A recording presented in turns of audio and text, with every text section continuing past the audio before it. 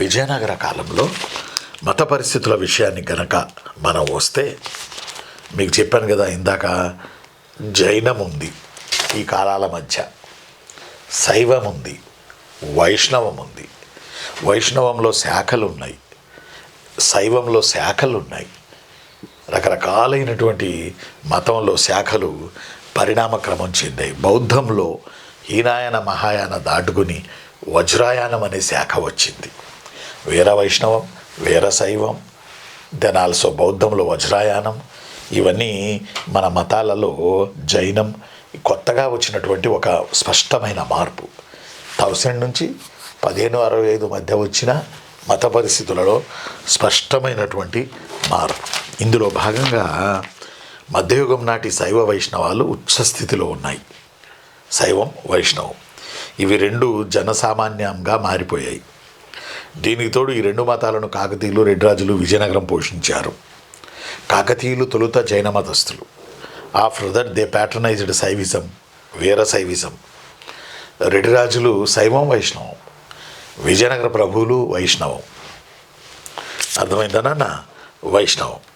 ఇక శైవ వైష్ణవాలకు చిహ్నాలుగా దేవాలయాలు కట్టడం, జనాలు తండోపతండాలుగా దేవాలయాల దర్శనం, ఇవన్నీ కూడా ఈ కాలంలో వచ్చాయి. కాబట్టి శైవంలో అట్రాక్షన్ ఉంది, వైష్ణవంలో అట్రాక్షన్ ఉంది. వీర వైష్ణవం అనొచ్చు, వీర శైవం అనొచ్చు. పైపెచ్చు వీటికి ఆలంబనగా దేవాలయాలు బ్రహ్మాండంగా ఆకాశానికంటే దేవాలయాలు నిర్మించారు. ఈ నిర్మించడానికి కారణం ఒకటేంటంటే, రాజులు తమ గొప్పతనాన్ని మేము ఇట్లా చేశామని భవిష్యత్ తరాల వాళ్ళు చెప్పుకుంటారు అనే వర్షన్ ఒకంత ఉన్నప్పటికీ ఇవి సంస్కృతి చిహ్నాలుగా నిలబడిపోయినాయి. తమ మతాలకు కేంద్రంగా నిలబడిపోయినాయి. ప్రజల్లో పాపభీతిని పెంచాయి, భయాన్ని పెంచాయి, జాగ్రత్తను పెంచాయి. ఇవి ఉండడం వల్లే సమాజంలో నేల మీద ప్రతి చోటను ప్రజల్లో ఈ మాత్రమన్నా భయభక్తులు ఉన్నాయి. సిస్టంలో భయం తగ్గిపోయింది. దేవుణ్ణి చూసి భయపడతారు. దేవుడున్నాడు అనే ఒక వర్షన్ ఉంది, చూశారండి.